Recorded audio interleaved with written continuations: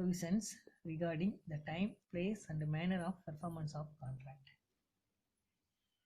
ஒரு ஒப்பந்தம் நிறைவேற்றுவதற்கு பொழுது நேரம், இடம், மேனர், அந்த விதம், இதை பற்றிய சட்ட விதிகள் என்னென்ன அப்படின்னு சொல்லி நம்ம இதில் பார்க்கலாம். Various legal provisions are laid down under section 46 to 50 regarding the time, place and manner of performance of a contract. So இந்த section 46 to 50 இந்த பல்வேறு இதற்கிடையே இருக்கக்கூடிய பல்வேறு விதமான சட்டங்களுக்கிடையே இருக்கக்கூடிய இது தொடர்பாக இருக்கக்கூடிய அந்த சட்டத்துல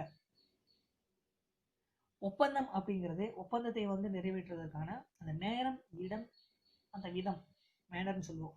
சரிங்களா? இது எல்லாமே ஒப்பந்தத்தில் ஈடுபடக்கூடிய நபர்கள் தான் என்ன பண்ணணும், முடிவு செஞ்சுக்க வேணும் அப்படின்னு சொல்லி சொல்றாங்க. So as for the time, place and manner of performance of the contract are concerned, it must be agreed upon by the parties to the contract themselves. The legal provisions regarding this are given below. So இது சம்பந்தமான அந்த சட்ட விதிகள் என்னென்ன அப்படின்னு சொல்லி நம்ம கீழே பார்க்கலாம். சரிங்களா? First one, under section 46 performance within a reasonable time. So நேரம் நிர்ணயிக்கப்படாமல் இருந்தால் performance within a reasonable time. So under section 46 படி நேரம் நிர்ணயிக்கப்படாமல் இருந்தால் ஸோ அது அந்த அக்ரிமெண்ட்டை அந்த கான்ட்ராக்ட் எப்படி பேஸ் பண்ணுறது பாருங்க. அக்கார்டிங் டு செக்ஷன் 46 படி a promisor is to perform his promise within a reasonable time. So அந்த நிறைவேற்றுவதற்குரிய நேரம் நிர்ணயிக்கப்படவில்லை அப்படிங்கிற சுச்சுவேஷன்ல ஒரு வாக்குறுதி அளித்தவர் ஒரு நியாயமான காலத்திற்கு ஒப்பந்தத்தை வந்து நிறைவேற்றப்பட வேண்டும். On the other hand, reasonable time will depend upon the circumstance of the case, the usage of trade or on the intention of the parties entering into the contract. நியாயமான காலம் அப்படிங்கிறது ஒப்பந்தத்தில் ஈடுபடக்கூடிய நபர்களுடைய எண்ணம் ஆகியவற்றை பொறுத்து தான் அமையும். சரிங்களா? ஃபார் எக்ஸாம்பிள் பாருங்க, A has given an order of supply of books in July which should be performed. A என்ன பண்ணுறதா சொல்கிறாங்க, ஜூலை மாதத்தில் புக்ஸ் சப்ளை பண்ணுறதா சொல்கிறாங்க. ஆனால் இந்த இடத்துக்கு டைம் மென்ஷன் பண்ணல. ஸோ இப்படிப்பட்ட சமயங்களில் என்ன பண்ணணும் அப்படின்னா, which should be performed within 4 to 5 days of the month of July. அப்போ ஜூலை மாதத்தில் அந்த டைம் குறிப்பிடப்படாதனால இந்த ஜூலை மாதத்தில் ஒரு 4 to 5 நாளுக்குள்ள டைம் எடுத்து அந்த ஒப்பந்தத்தை வந்து நிறைவேற்றப்படணும். சரிங்களா? ஸோ இதுதான் first. So under section 46 performance within a reasonable time அப்படிங்குது. ஸோ அந்த நேரம் நிர்ணயிக்கப்படாமல் இருந்தால் ஸோ இந்த மாதிரி 4 to 5 டேஸ் வந்து டைம் வந்து எடுத்துக்கலாம். நெக்ஸ்ட்டு அந்த மாதத்தில். சரிங்களா? அடுத்தது under section 47 specified time and place for performance. So ரெண்டாவது பகுதி அந்த நிறைவேற்றுவதற்குரிய காலமும் இடமும் குறிப்பிடப்பட்டிருந்தால் under section 47 specified time and place for the performance. அப்படிப்பட்ட சுச்சுவேஷனில் பாருங்கள், if the promise is to be performed on a certain day, the promisor may undertake to perform it without application of the promisee. So சில சமயங்களில் பார்த்தீங்க அப்படின்னா அந்த நிறைவேற்றுவதற்கான காலமும் இடமும் குறிப்பிடப்பட்டிருந்தும் வாக்குறுதி பெற்றவர் அதை நிறைவேற்றுமாறு கேட்காமல் இருக்கிறார். சரிங்களா?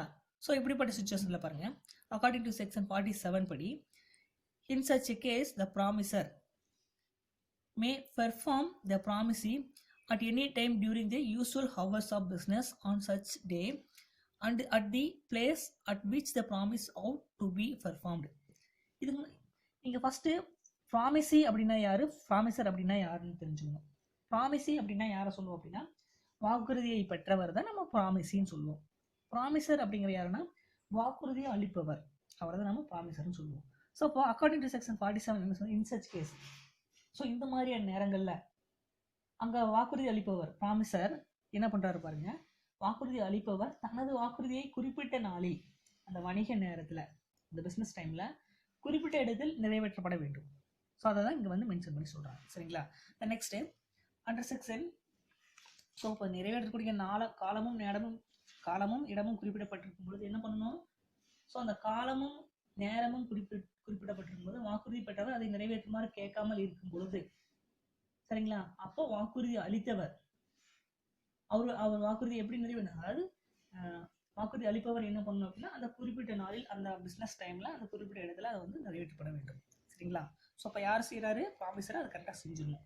அடுத்த under section 48 performance on a certain day, ஒரு குறிப்பிட்ட நாளில் அதை வந்து நிறைவேற்றம் செய்யும் பொழுது பாருங்க அந்த செக்ஷன் 48 என்ன சொல்லுது பாருங்க. If the promise is to be performed on a certain day, the promisor may undertake to perform it after the application by the promisee to that effect. ஒப்பந்தம் நிறைவேற்றுவதற்கான அந்த நாள் குறிப்பிடப்பட்டிருந்தாலும் கூட வாக்குறுதி பெறுபவர் கேட்கும் பொழுது தான் வாக்குறுதி அளித்தவர் தனது வாக்குறுதியை வந்து கரெக்டா செஞ்சு கொடுத்துடணும். சரிங்களா? அதான் சொல்றான். ஸோ என்ன சொல்றான்? ஒப்பந்தம் நிறைவேற்றுவதற்கான நாள் குறிப்பிடப்பட்டிருந்தாலும் சரிங்களா, வாக்குறுதி பெறுபவர் கேட்கிற பொழுது வாக்குறுதி அளிப்பவர் என்ன பண்ணணும்? தனது வாக்குறுதியை வந்து முடிச்சு கொடுத்துடணும். சரிங்களா? அதான் இதில் சொல்றான். நெக்ஸ்ட் அண்ட் செக்ஷன் 49 படி performance of promise when no place is fixed and without application. இடம் குறிப்பிடப்படாமல் விண்ணப்பிக்கப்படாமல் இருக்கும் பொழுது சரிங்களா, அண்டர் செக்ஷன் 49 என்ன சொல்லுதுன்னு பார்க்கலாம் வாங்க. If the promise is to be performed without application by the promisee and where no place is mentioned to be performed of the contract, then it is the duty of the promisor to apply to the promisee to provide a reasonable place for the performance of the promisee and to perform it at such place. So இந்த இடத்துல பாருங்க, promisee to perform without application, அதாவது சில சமயங்கள்ல ஒப்பந்தத்தில் ஈடுபடக்கூடியவர்கள். So சில சமயங்களில் பார்த்தீங்கன்னா அந்த ஒப்பந்தத்தில் வந்து வாக்குறுதி நிறைவேற்றப்பட வேண்டிய இடம் குறிப்பிடப்பட்டிருக்காது. சரிங்களா? Application to the promisee and where no place is mentioned. சரிங்களா? அப்போ இந்த நேரத்தில் அந்த வாக்குறுதி பற்றினுடைய விண்ணப்பம் இன்றி நிறைவேற்றப்படக்கூடியதாக இருக்கும். To be performed on the contract, then it is the duty of the promisor to apply for the promisee to provide a reasonable place. So இதில் சொல்ல பாருங்க. ஸோ இந்த மாதிரி நேரங்களில் அந்த வாக்குறுதியை அளித்தவர் வாக்குறுதி பெற்றவரிடம் நிறைவேற்றம் எங்கு செய்யப்பட வேண்டும் என்று கேட்டு அவர் நியமித்த இடத்தில் அதை நிறைவேற்றப்பட வேண்டும். சரிங்களா? So performance of the promise and to perform it such place, எந்த இடமோ அப்படிங்கிறது அவர் நியமித்த இடத்தில் அதை வந்து நிறைவேற்றப்பட வேண்டும். அதான் சொல்லுவோம். சரிங்களா? ஸோ இப்போ இடம் குறிப்பிடப்படாமல் விண்ணப்பிக்கப்படாமல் இருக்கும் பொழுது அண்டர் செக்ஷன் 49 சொல்லுது. என்ன சொல்லுது? சில சமயங்களில் அந்த ஒப்பந்தத்தில் வாக்குறுதியில் நிறைவேற்றப்பட வேண்டிய இடம் குறிப்பிடப்பட்டிருக்காது. சரிங்களா? மேலும் அந்த வாக்குறுதி பற்றினுடைய விண்ணப்பம் இன்றி அது நிறைவேற்றப்படக்கூடியதாக இருக்கும். இந்த அப்ளிகேஷனே இல்லாம வந்து நிறைவேற்றப்படக்கூடியதாகவும் கூட இருக்கலாம். சரிங்களா? ஸோ இப்படிப்பட்ட சூழ்நிலையில இந்த சமயத்துல வாக்குறுதியை அளித்தவர் வாக்குறுதி பெற்றவரிடம் சரிங்களா, ஸோ இந்த நிறைவேற்றம் எங்கு செய்யப்பட வேண்டும் என்று கேட்டு சரிங்களா, அவர் நியமித்த இடத்துல வந்து அதை வந்து நிறைவேற்றப்பட வேண்டும். அதான் சொல்றான். ஃபார் எக்ஸாம்பிள் பாருங்க, உங்களுக்கு புரியும். M takes to deliver 1000 kilos of wheat to N on fixed day. So M என்ன சொல்றான்? M takes to deliver 1000 kilos of wheat to N on a fixed day. M வந்து எனக்கு வந்து wheat வந்து supply பண்ணதா சொல்றாங்க, 1000 kilo of wheat. சரிங்களா? M must apply to appoint a reasonable place for the purpose of receiving it and must deliver it to him at such place. So இந்த சமயத்தில் பாருங்க, அப்போ என்ன பண்ணுவாரு? அதை பெறுவதற்காக ஒரு குறிப்பிட்ட இடத்தை வந்து நிர்ணயிக்கப்பட வேண்டும். அப்படி நிர்ணயித்த பிறகு என்ன பண்ணுவாரு? அத்தகைய நிர்ணயித்த இடத்துல வந்து அவரு அந்த வீட்டை வந்து டெலிவரி பண்ணுவார். சரிங்களா? ஸோ அதான் சொல்றான். Next under section 50 performance is prescribed by the promisee. நிறைவேற்றக்கூடிய விதம் மற்றும் காலம் இதை பொறுத்து பாருங்க. According to section 50, the performance of any promise. So இந்த இடத்துக்கு என்ன சொல்றான்? நிறைவேற்றும் விதமும் காலமும் அதன்படி according to section 50 என்ன சொல்லுதுன்னா, the performance of any promise may be made in any manner or at any time which the promisee prescribes. இந்த இடத்துக்கு பாருங்க, புரிஞ்சுங்க. வாக்குறுதியை பெற்றவர் சரிங்களா, வாக்குறுதி நிறைவேற்றும் விதமும் காலமும் இவையெல்லாம் நிர்ணயித்த பிறகு அதன்படிதான் என்ன பண்ணோம்? அந்த அதன்படிதான் அந்த நிறைவேற்றதை வந்து ஃபினிஷ் பண்ண முடியும், நிறைவேற்றப்பட வேண்டும் அந்த டைம். ஸோ எக்ஸாம்பிள் மட்டும் பாருங்க. TOS rupees 2 lakhs to accept T's car value. அதாவது TOS rupees 2 lakhs to accept T's car value of 1 lakh. எஸ்னுடைய பணம் சரிங்களா 2 லட்ச ரூபாய் யார்கிட்ட இருக்கு? டி கிட்ட இருக்கு சரிங்களா. இப்போ டீஸ்னுடைய car value of 1000 in reduction of the டெப்ட். டீனுடைய அந்த காருடைய வேல்யூ 1 லேக் பார்த்தீங்க அப்படின்னா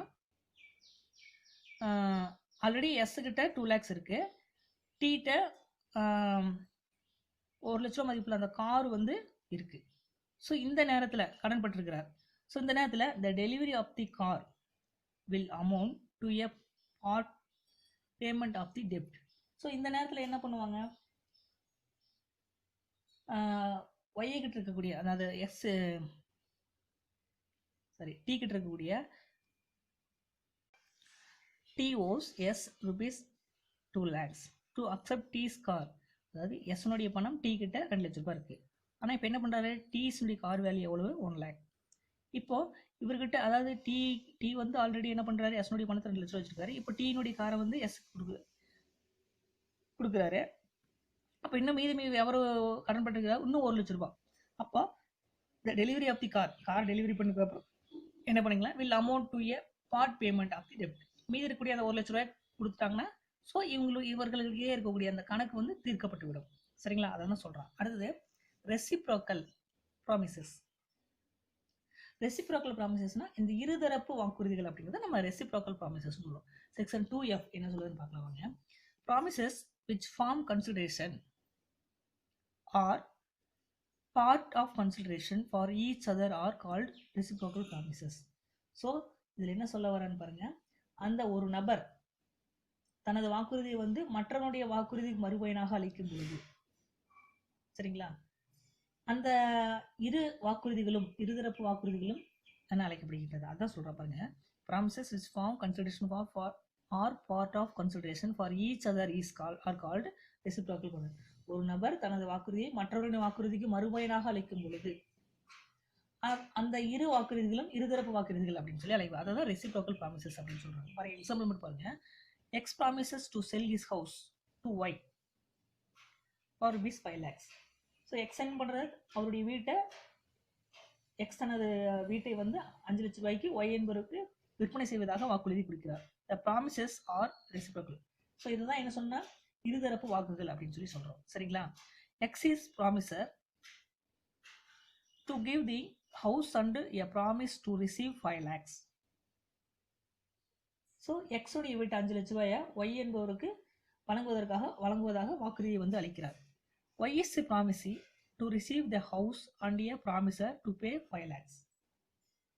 அப்போ அதே மாதிரி ஒய் என்பவர் என்ன பண்றாரு? அந்த 5 லட்ச ரூபாய் பணத்தை வந்து கொடுத்து வீட்டை பெற்றுவதற்கான உறுதிமொழியும் கொடுக்குறார் சரிங்களா. ஸோ அதான் ரெசிப்ரோக்கல் ப்ராமிசஸ் அப்படின்னு சொல்லி சொல்றோம்.